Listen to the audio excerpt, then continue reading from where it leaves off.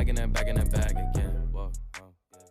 Welcome to the Splash City Basketball Podcast. I'm your host, Steve Hartman, and we're diving deep into the heart of Minnesota basketball, from the high school ranks to local recruiting and college basketball, as well as every game of the Timberwolves postseason run. Before we get into Game 4 and the X's and O's, I have a quick favor to ask. If you are enjoying the podcast, please like and subscribe, Apple, Spotify, Amazon, wherever you're listening.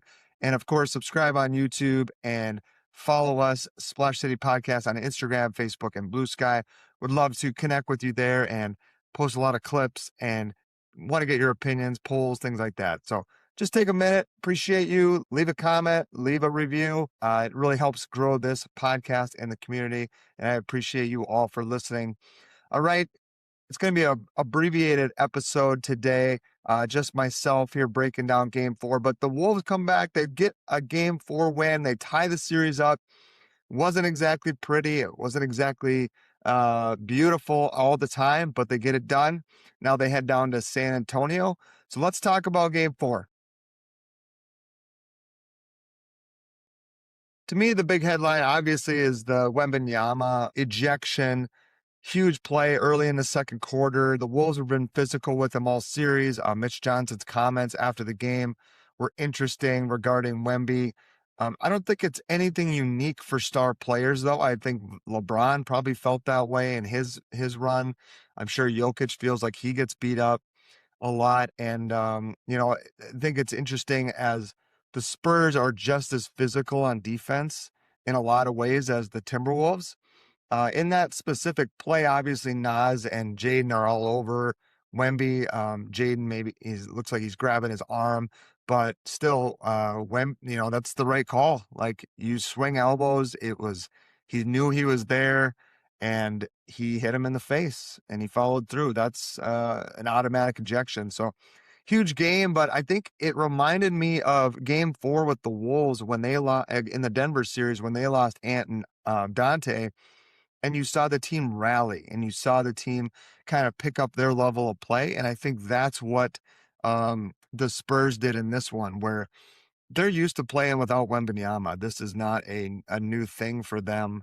They're certainly capable of winning games. They beat Portland in a game earlier this postseason without Wembanyama. And so they just were getting consistent offense wherever they wanted. I think that was the really concerning point, I think, for me in the third quarter, where the Spurs outscored the Timberwolves 28-20, was just how easily they seemed to be getting offense and how difficult it was for the Timberwolves to get offense. Going into the game, I thought a key was points in the paint. Not that the Timberwolves had to win it, but they needed to get to 50 or more, be competitive. And Game 1, the Wolves were 52 points. The Spurs had 58.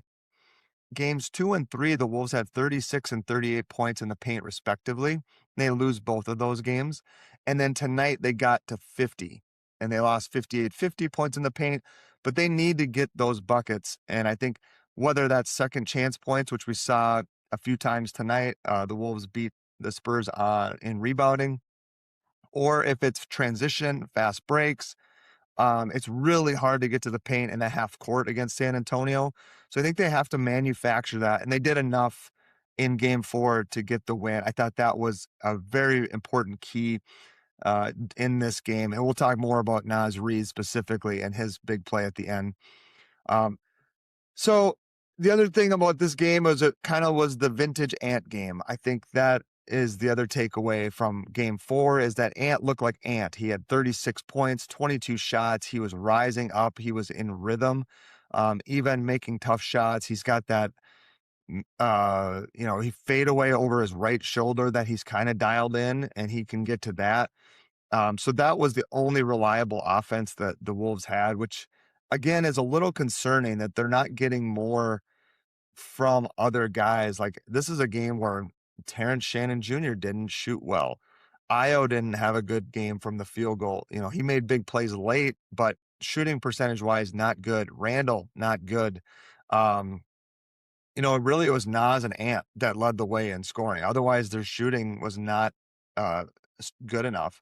Jaden another, okay game, I guess, from Jaden's perspective. But after what we saw in the Denver series, we're just not quite getting that here in the San Antonio series. I want to start though, talk a little bit about the first half. Uh, Initially, I really liked the defensive rotations that we saw the Wolves doing. San Antonio was moving the ball, but the Timberwolves were rotating, and that a lot of times is indicative of their effort level and their intensity.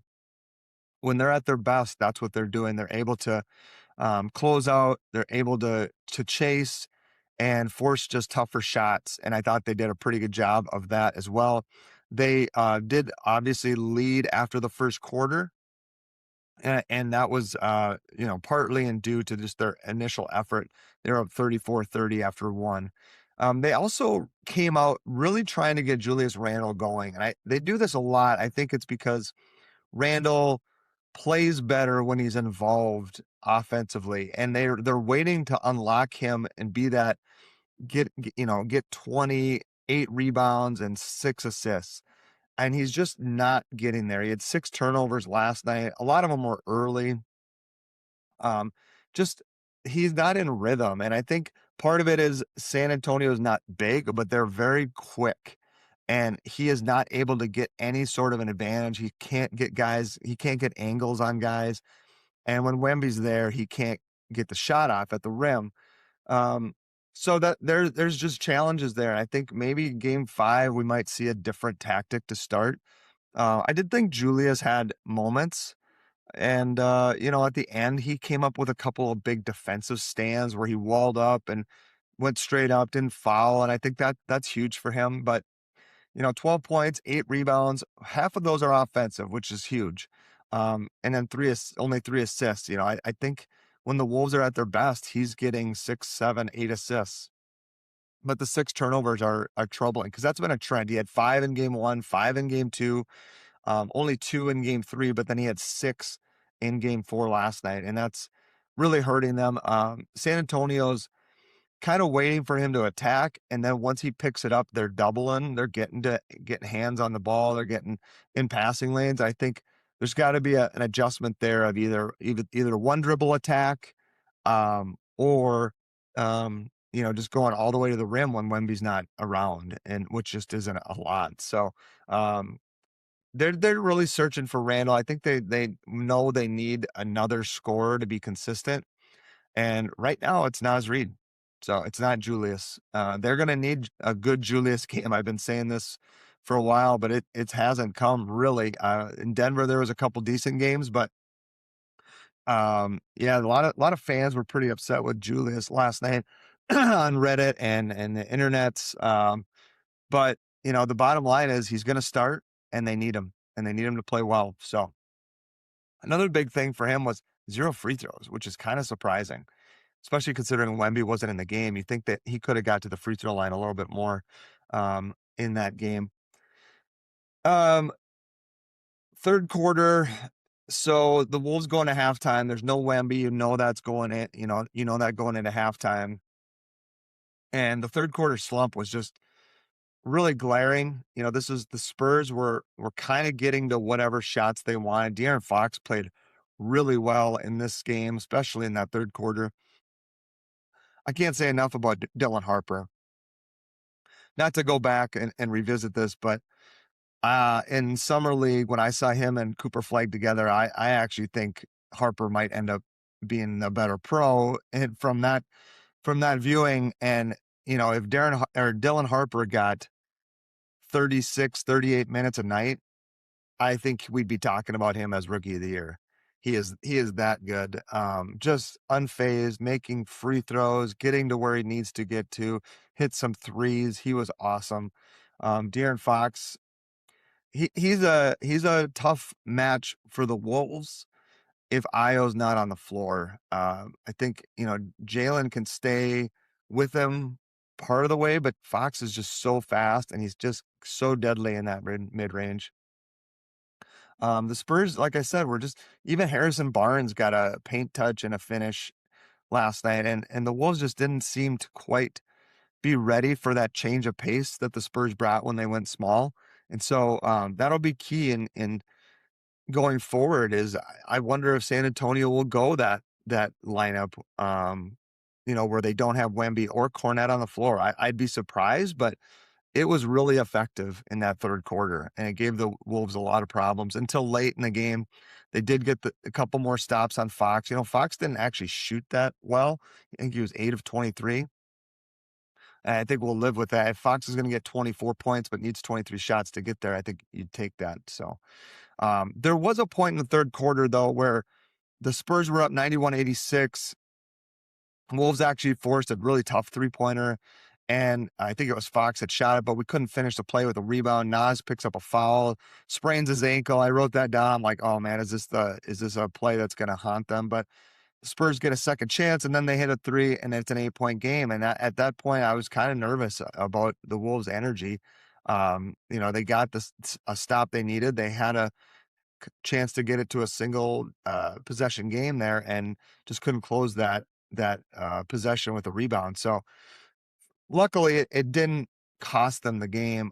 Anthony Edwards just took over in the fourth, as everybody who watched the game knows.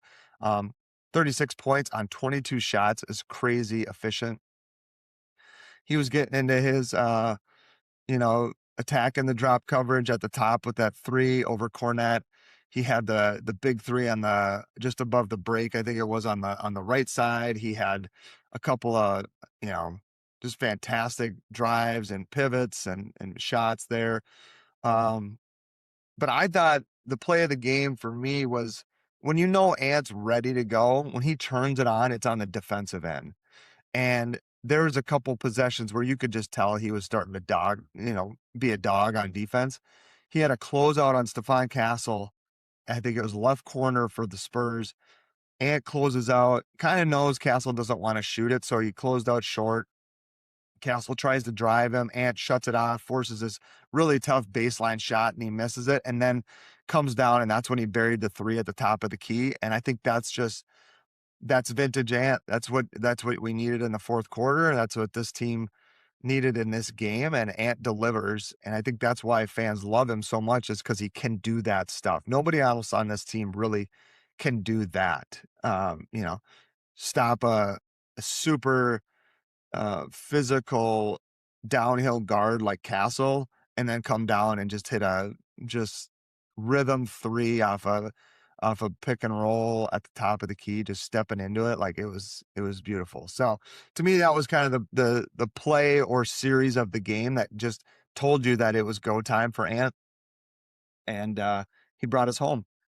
Lastly, just want to talk about Chris Finch a little bit. I thought, he got pretty creative with his lineups. The third quarter wasn't great, but I think in the fourth, you could tell he was mixing and matching and trying to press the right buttons at the right time. You went with the big lineup with Rudy, Nas, and Julius all in the game at the same time. And again, that can punish teams, especially the Spurs, who are smaller. Even with Wemby on the court, they're not big. They're imposing because of Wemby, but they're not big. So there is, I think, some meat on the bone with that lineup still. Game 4, we just couldn't get to it because Nas and Julius were both in foul trouble. But I think we might see more. If they could stay out of foul trouble, that lineup can be pretty good.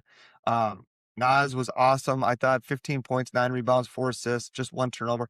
Didn't make a 3, which is kind of what he's been doing all series and all postseason. But even without that, I thought he made great decisions. He had that sweet wraparound pass to Rudy. That was awesome. As he had Fox on him, he got to the free throw area and just wrapped that around. That was great. Got the end one there. And then, that rebound at the end of the game and the putback, those are the hustle plays. And I've been saying it since Dante got hurt. Like, who is going to make those little plays, the hustle plays, the tip passes, diving on the floor, getting a rebound that you need? And I think Nas has been doing a lot of that. Mike Conley's been doing some of it too. But I've just been knowing that Nas is not even close to 100%. I think he's been phenomenal. If you haven't heard his quote, "Pain is just weakness leaving the body." I love it. Like, Nas is awesome. And that's a reason why he's a fan favorite, right? Terrence Shannon Jr., TJ Shannon also didn't play great, didn't shoot it well, but he hits 2 big corner threes, which kind of has been a thing that we've talked about is Shannon, and Finch has talked about it, but Shannon, he's not great when he's just stuck in the corner, right? Like, he needs the ball in his hands. He needs to get downhill. That's when he's at his best. But to his credit, he was ready.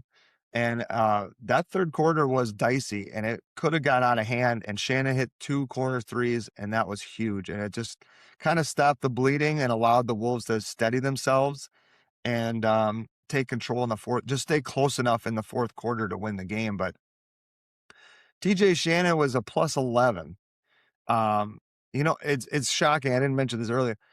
Julius Randle was a plus 12 in this game. And if I told you, after watching that game, who led the Wolves in plus minus, there's no way you would have guessed Julius Randle. And so that just goes to show you that sometimes the plus minus isn't always the perfect stat, but TJ Shannon was second on the team with a plus 11. Despite shooting, I think it was 3 for 12 or something like that. So just a really interesting game in terms of like the plus minus. And then Ayo Dosunmu, same thing, just kind of a rough couple quarters, smoked a couple layups, but he stayed ready. And, that inbounds, side out of bounds play, Fox kind of gambles, and Ayo got downhill for an and one. Huge play. He made the catch on the inbounds at the very end, which should have been a foul. First of all, Ayo get hit before he even went up to catch the pass. But he comes down with it. Just a huge play, made his free throws. That's a game where they don't win if they don't trade for Ayo Dosunmu at the trade deadline. That's just bottom line. So kind of it's taken a village right now. Not everybody's playing great. I would say, we're not shooting great, but got enough to get it done. And in the playoffs, that's all it takes. We'll see what game 5 brings, because I think there's a 3 days off between 5 and 6. So they'll be back in Minnesota for sure. And game 6, and maybe that extra day of rest can help, especially Ant, but the whole group right now, Nas and Ayo and everybody. So it felt a lot like game 1 at the end, just kind of hanging on. San Antonio's pressure and their defense is just so good. This is it's tough to play against. I still think they can do a better job of getting in the middle of the court, whether that's in the half court when they're trapping Anthony Edwards. They did it once. Jaden flashed to the nail, and I thought that was beautiful. I don't think they scored on that possession, but I think they need more of that, whether it's in that trap in the half court on Ant, or if it's the full court pressure. You just don't see a lot of guys in the middle of the floor. I hate to say it, and I'm not advocating for a ton of minutes, but that's the stuff that Kyle Anderson is good at, flashing to openings and getting them available. So anyway, win's a win. They move on to game 5. A couple things I've been talking about here just to summarize. The hustle plays, the turnovers, points off turnovers, like we talked about, points in the paint. But the Wolves lost the turnover battle 17-14. They did force more Spurs turnovers, though, and that was a key going in the game, in my opinion. I think the Spurs had 9 in game 3. They had 14 in this game. Points off turnovers were about even, 21-19 Spurs. Fast break points, they continue to outscore us there, 17-7. But we're making that up with the second chance points. So to me, it's like it's turnovers and it's points in the paint. If we're close in points in the paint, we have a great chance to win the game. If we're gonna just not even pretend to go to the basket or rebound or get out in transition, it's gonna be a tough way to win against this team. San Antonio is just too athletic, too quick, and then if Wemby and even Cornette is in there, like the rim protection is really good. And I think I've been saying it since game 2. If you're gonna attack the rim, you better be ready to dunk it. And Wemby's there, but his arms are skinny, man. You got to just either hammer it when he's in the game, or Cornette's in the game, or kick it out. Their driving kick game is much better. In game 3, it looked better. Game 4, they had moments. But again, saved by Ant-Man rescues them in this game. So game 5, Wemby will be back. I'm not expecting him to be suspended at all. He does not have a history of dirty plays or cheap plays. I think he'll be back. It's just a matter of, game plan and execution at this point. Like if the Wolves can take care of the basketball, if they can continue to punish them with rebounding and if they can keep the turnovers under 13, they're going to be in the game. So can't wait for game 5 Tuesday night. I will be on the Hitting the Hardwood Missing Wolves podcast post-game show with Andrew Dukowitz Tuesday night. So if you're so inclined, hop over there on YouTube and watch that. You can comment, chat during the podcast, and we'll take and field all the questions and comments in the chat there. It's always a good time. Thank God it's a 7 p.m. start. We're not starting at 8:30, and so hopefully we can get to bed before midnight. But yeah, it should be a fun week. We got a 6-game series for sure. A lot of people were saying this was going to be Spurs sweep or gentleman's sweep, and we're going to be in a game 6. So it's awesome.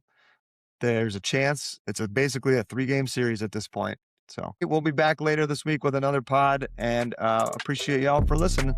This has been the Splash City Basketball Podcast. Back in the bag again.